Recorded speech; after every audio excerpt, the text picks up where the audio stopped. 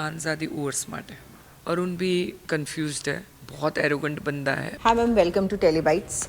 बीबी journey कैसी रही है आपकी, ये पहले सबसे हम जानना चाहेंगे। कैसे शुरुआत हुई कि आपको बिग बॉस में जाना है, किस तरीके से आपको बिग बॉस ने ढूंढ निकाला है, वो जानना चाहेंगे। बिग बॉस के लिए हाँ, मेरे जैसे को ढूंढना बहुत इजी है। उनको 17-16 सीज़न का एक्सपीरियंस है एंड मेरे लिए ये बहुत बड़ा प्लेटफॉर्म था। I am very thankful to Bigg Boss कि उन्होंने मुझे ढूंढा। 140 करोड़ की जनता में हम 17 लोग को चुना। सो हाँ, मेरे लिए बहुत बड़ा प्लेटफॉर्म और बहुत बड़ी बात है, नो डाउट अबाउट इट। इसके लिए कि जब आपको अप्रोच किया गया मैम बिग बॉस के लिए, तो आपका क्या रिएक्शन रहा और आपने इसे क्यों चूज़ किया करना? रिएक्शन तो था, oh my God type of reaction था। बट मैंने इसमें हाँ बोला मेरे लड़के की वजह से। शायद उस दिन आप लोग ने लॉन्च में भी सुना होगा, मैं सलमान सर को भी वही बोल रही थी कि मेरा लड़का चाहता था कि मैं जाऊं बिग बॉस में, क्योंकि जून में मेरी लाइफ पे एक वेब सीरीज़ आई थी। तो वहाँ पे जिन्होंने उनका मेरा किरदार निभाया किया था, उनको लोग पहचानते हैं अच्छी तरह से।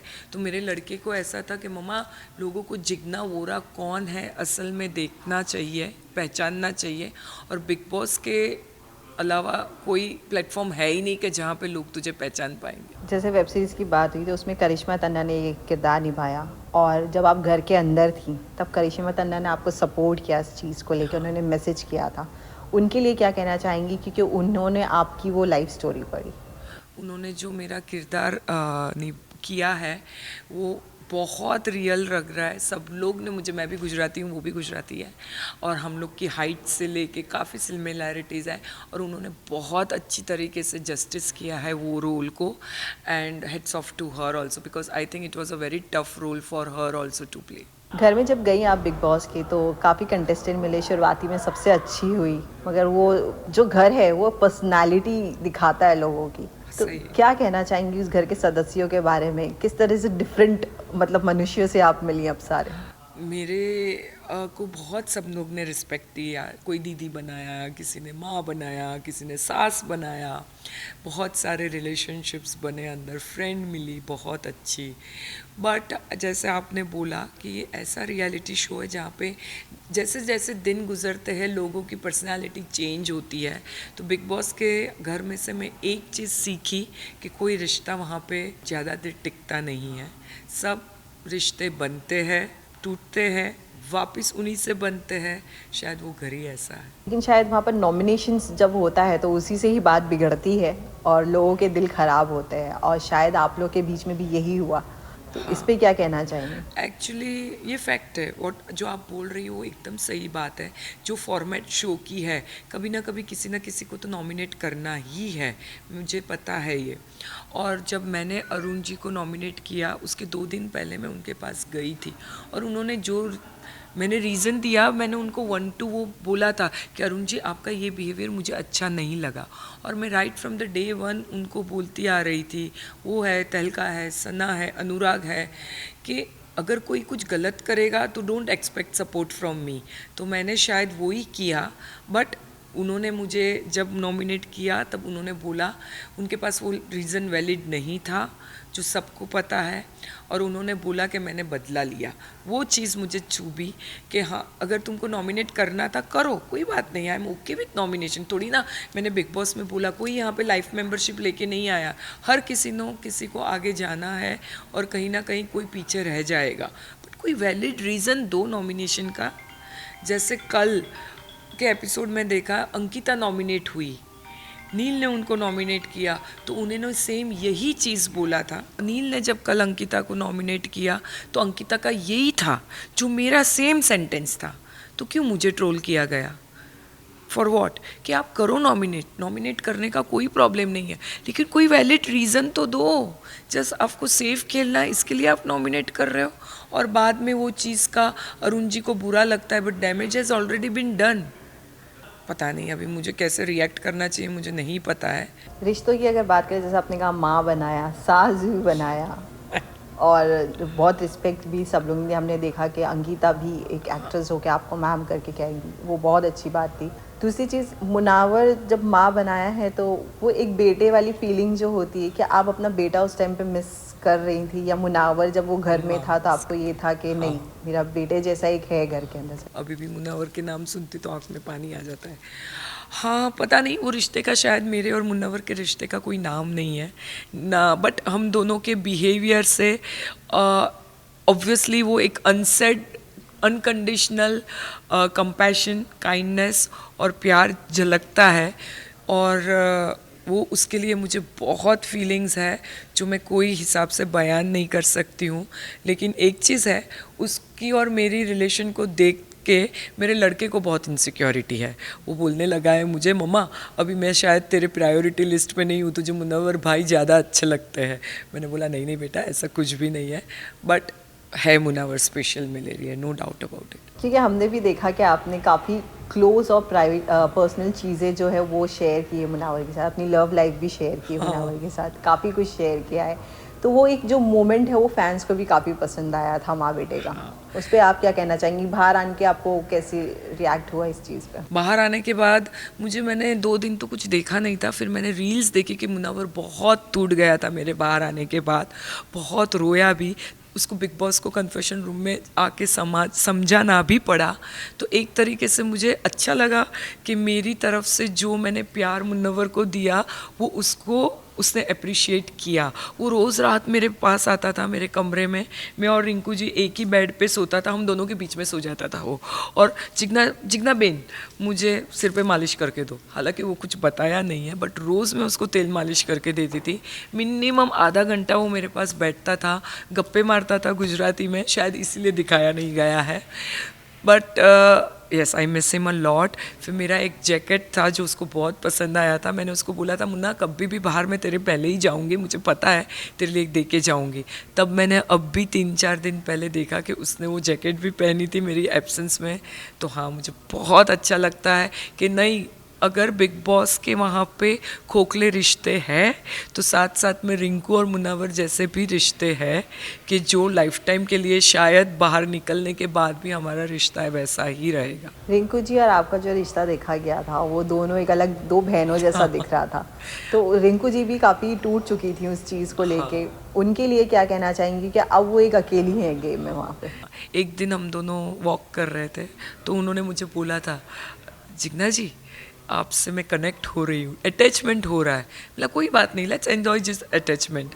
पता ये गलत तो नहीं हो रहा है ना? मतलब उसमें गलती की क्या बात है, मैं भी अटैच हो रही हूँ, एज ग्रुप सेम है, लाइफ के स्ट्रगल्स बहुत दोनों ने किए हैं हम दोनों के, तो कहीं ना कहीं वो अटैचमेंट होना जायज़ है, जस्टिफाइड है। And yes, I cherish that friendship a lot. अभी सासू माँ बनी है, हाँ, तो क्या खानजादी का एज अ बहू आप एक्सेप्ट करती? नहीं बाबा नहीं, मेरा लड़का मुझे मार डालेगा। वो उसकी लड़के की लाइफ है, बड़ी है, जोक्स अपार्ट, लड़के से तो बड़ी है, बट उसको वैसी वाइब आती थी मेरे को देख के कि वो बोलती थी जिग्ना जी एक आँख निकालती है ना मैं डर जाती हूँ।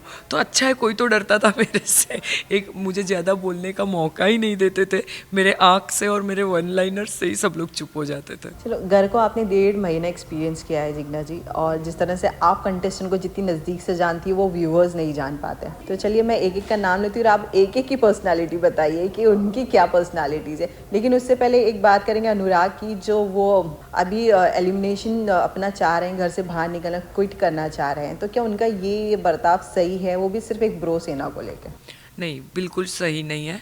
वो खुद उसने ये सब चाहेगी। अभी मुझे कोई बोल रहा था, मुझे नहीं पता कि हो सकता है ये उसकी गेम की स्ट्रेटजी हो, मुझे नहीं पता। ये पहले हफ्ते से वो ऐसा ही है, उसको उसके फैंडम पे बहुत नाज है, विच इज़ गुड। और उसने मुझे भी बोला है जिग्ना जी आपके तो कोई फ़ैन नहीं है ना, तभी मैंने बहुत लाइटली लिया, बट आज मुझे भी लगता है हाँ यार, फैन बेस होना ज़रूरी है ऐसे रियलिटी शो में जाने को। वो बोलता था मुझे 11 फुल सीज़न भी नॉमिनेट कर देंगे ना, मुझे कोई डर नहीं है। तो हम लोग में बोलते हैं ना कि मुंह ज़बान पे दिन में एक बार सरस्वती बैठी रहती है, तथास्तु बोल देती है। शायद बिग बॉस ने ये सुन लिया हो और बिग बॉस ने बोला ठीक है बेटा मैं तुझे नॉमिनेट कर देता हूँ, बट उसमें बहुत एरोगेंस है, मैं मानती हूँ। हम लोग उसको बोलते थे तू इतना फॉर्चुनेट है कि तेरी ब्रो सेना इतनी है, तो तू ब्रो सेना के लिए तो कुछ कर, घर पे चुगलियाँ करेगा, ब्रो सेना क्या बोलेगी, बट पता नहीं उसको क्या है। घर में आपको मुनावर का गेम कैसा लगता है? बहुत एथिकल खेल रहा है एज ऑफ नाउ। तो थोड़ा स्लो है बट उसकी अपनी कैलकुलेशन है, बहुत कैलकुलेटिव है, कनिंग भी है, श्रूड भी है, बट अच्छा खेल रहा है। बट लास्ट वीकेंड के बार पे तो विक्की और जो मुनावर है उन दोनों को तो मतलब अब शायद ये चीज़ आपके सामने ही हुई सामने है थी। कि वो चीज़ें सेम रिपीट हो रही है, कुछ नया चाहिए करके। तो हाँ, आपको तो क्या लगता है क्या चेंजेस उसे लाना चाहिए अपने में? मैं अदर साइड हूँ, मैं बाहर निकल गई हूँ। अगर इतना मुझे गेम में समझ में आता तो मैं बाहर नहीं होती। वो बहुत शातिर खिलाड़ी है, कर लेगा वो, उसको पता है उसको क्या करना है, उसको ये भी पता है कि उसको ट्रॉफी जीतना है। और वो मेरे हिसाब से जीतना चाहिए उसी को, क्योंकि बहुत एथिकल बंदा है, ग्राउंडेड है, हम्बल है, उसको ज़रा भी एरोगेंस और ईगो नहीं है। जो उसका बैकग्राउंड है, कहीं ना कहीं मेरा भी बैकग्राउंड वो ही रहा है। हम दोनों ने लाइफ बहुत नज़दीक से देखी है, चाहे उसका चाइल्डहुड हो, मेरा चाइल्डहुड हो। तो बहुत ही सॉफ्ट बंदा है। अंकिता का गेम फ़िलहाल तो मुझे उसका, मैं जब तक थी मुझे कुछ उसका ऐसा गेम नज़र नहीं आया जो उसको खुद को भी रियलाइज़ हुआ है। वो विक्की भैया के उसी में है। लेट अस सी आगे क्या करती है। मनारा वो येड़ा बन के पेड़ा खा रही है, मैं सबको यही बोलती हूँ। बहुत स्मार्ट है वो, जैसे दिखती है वैसा नहीं है। खानजादी खानजादी ओवर स्मार्ट है, तहलका कंफ्यूज्ड है। वो दिल का बहुत अच्छा बंदा है एंड सच में बहुत उसको ह्यूमैनिटेरियन ऊनेस बहुत है उसमें। बट उसको गेम खेलना नहीं आ रहा है, उसको नहीं समझ में आ रहा है कि ये गेम में क्या करना चाहिए। समर्थ। फनी। बट आपको ऐसा लगता नहीं कि समर्थ और ईशा और जो अभिषेक उनके जो ट्रायंगल बने उसके बाद जब उन सबकी दोस्ती हो गई है, कुछ समर्थ के जो बिहेवियर है उसके अंदर ईशा के साथ, वो व्यूअर्स को काफ़ी मतलब ऐसा लग रहा है कि वो फैमिली शो नहीं रहा है, वो जो चीज़ें वो करते हैं। अच्छा, व्यूअर्स को ऐसा लग रहा है? तो हम जैसे जो डिसेंट प्ले करते थे हमको तो निकाल दिया है व्यूअर्स ने, जनता ने। तो जनता तो डबल फेस्ड है, उनको ये भी देखना है। और फिर हम जैसे जो डिसेंटली और डिग्निफाइड तरीके से खेलते हैं तो हमको बोला जाता है कि रिंकू जी और हम दो आंटियां तो कुछ करती ही नहीं है। ये कहाँ का जस्टिस है? ठीक है, काफ़ी चीज़ों को लेकर ट्रोल किया जाता है जब भी ईशा और समर्थ के कुछ सीन्स देखे जाते हैं। उसमें तो मैं कुछ नहीं बोल सकती क्योंकि मेरा तो एक्सपीरियंस विपरीत ही रहा है। मेरे को तो एक्सेप्ट नहीं किया व्यूअर्स ने। रिंकू जी को भी ट्रोल कर रहे कि कुछ नहीं कर रहे, तो व्यूअर्स को चाहिए क्या? वही बता सकते हैं। मेरे ये ऑडियंस से क्वेश्चन है कि क्या चाहिए। ईशा का क्या गेम है? ईशा बहुत ओपिनियटेड लड़की है, बहुत स्ट्रॉन्ग है। इतना कुछ उसके लाइफ में हुआ बट उसने बहुत अच्छे से हैंडल किया। और वो लड़की एक बार भी उसको अफसोस नहीं हुआ, मानना पड़ेगा। उसकी जगह मैं होती तो मैं तो रो रो के मर जाती थी शायद। अभिषेक अभिषेक गेम खेल रहा है बट उसका अदर साइड है, वो बहुत सॉफ्ट बंदा है। मेरी और उसकी बहुत अच्छी कनेक्ट थी, मैंने उसको बहुत मतलब संभाला उसके वो टाइम पे। और छोटा बच्चा है अब तक वो। और शायद इस शो में अभी तक तो अभिषेक ही रोते हुए ज़्यादा नजर है। हाँ, अरुण अरुण भी कंफ्यूज्ड है, बहुत एरोगेंट बंदा है और उसको भी उसके फैंस का बहुत एरोगेंस है। Rinku ji I she is my sweetheart. उसके बारे में कुछ नहीं बोल सकती। शी हैज़ अ सेप्स पे, मेरी हार्ट में एक जगह पे मुन्नवर है और एक जगह पे रिंकू है और एक जगह पे मेरा लड़का है। अनुराग क्या बोलूँ उसके बारे में, जनता काफ़ी चीज़ उसके बारे में देख ही रही है। मेरा opinion doesn't matter for him. Sonia Bansal क्योंकि उनकी as a wild card entry फिर होने वाली है। देखेंगे, 15 दिन ही रही है तो इतना कुछ उससे कन्वर्सेशन, 2 बार मेरे झगड़े ही हुए थे। वो टाइम पे वो बहुत चुगली करती थी। वो खुद इनिशियल स्टेज था, किसी को नहीं पता था कि कैसे आगे गेम को खेलना है। वो जा रही है वाइल्ड कार्ड में। Oh wow, great. कुछ लोगों के नाम है जिसमें कंफर्मेशन इनकी है सोनिया बंसल की, ओह, और वाह। उन्होंने खुद ने कंफर्म भी कर अरे वाह, अच्छा है। अब अगर बात करें जिग्ना जी के बिग बॉस का प्लेटफॉर्म, तो खैर अब आपका ये ख़त्म हुआ। अगर आपको फिर जाने का उस घर में मौका मिले तो आप अपने गेम में क्या चेंजेस करेंगे फिर? अभी तक तो मेरे को ऐसा कुछ आया नहीं है फिलर्स। जब आएगा तभी देखेंगे। अभी मैं इसके बारे में कुछ नहीं बता सकती। वेल इस प्लेटफॉर्म के बाद जो है काफ़ी चीज़ें की अपॉर्चुनिटीज़ मिलती है, आपके लिए क्या चीज़ें ओपन हैं अब? बहुत सारी चीज़ है, sky is the limit. Let's wait and watch, let there be some surprise element. एक हफ्ता भी नहीं हुआ है अभी तो मेरी नींद पूरी नहीं हुई है। बैक टू बैक इंटरव्यूज़ चल रहे हैं, आई हैव लॉस्ट वेट, तो वो सब चल रहा है अभी तो। मेडिकली सब टेस्ट और सब देखते हैं आगे क्या चल रहा होता है। लेकिन आपकी खुद की ओन थिंकिंग मतलब क्या है अब करना, कि इसके बाद आप क्या करना चाह रही हैं? लोग बोल रहे हैं I should go for an acting. अभी माँ और सास बना दिया है तो एक्टिंग करनी चाहिए। तो मैं हंसती हूँ कि बाबा इतनी बुरी एक्टर हूँ ना मैं, इसलिए बाहर आ गई हूँ। पता नहीं कौन मुझे एक्टिंग के लिए अप्रोच करेगा। Maybe Gujarati industry, let us see क्या है। टॉप 3 में आप किसे देखती हैं उस घर में? मुनव्वर, अंकिता, शायद ऐश्वर्या। अभी आप घर से जब बाहर आ गए और मतलब आपके बेटे से आपकी क्या मुलाकात हुई है या कब प्लान है आपका करने का, क्योंकि काफ़ी टाइम भी हो गया होगा? बेटा यूएस में है तो वो ऑब्वियसली नहीं आ सकता यहाँ पे। या रोज़ बातें तो होती है, फ़ोन पे वीडियो कॉल होता है। तो yes I miss him a lot. और उसको भी ऐसा लगता है कि वो ये टाइम पे यहाँ पे होना चाहिए। बट ऐसा सबको पता है इट्स नॉट ईजी वहाँ से यहाँ आना।